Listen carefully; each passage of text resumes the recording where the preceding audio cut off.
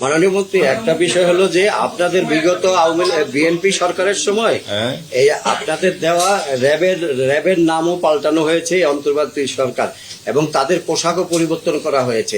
তা আপনারা কি সেই র্যাবের নাম রাখবেন কিনা, এবং এই পোশাক যে পরিবর্তন এটা কি আবার চেঞ্জ করবেন কিনা আপনার বক্তব্য?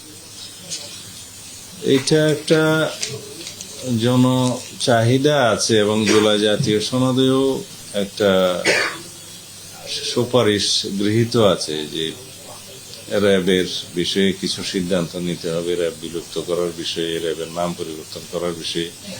কিন্তু ওগুলো সব রাজনৈতিক সমঝোতা, কিন্তু বাস্তবতার নিরিখে আমাদের সিদ্ধান্ত নিতে হবে।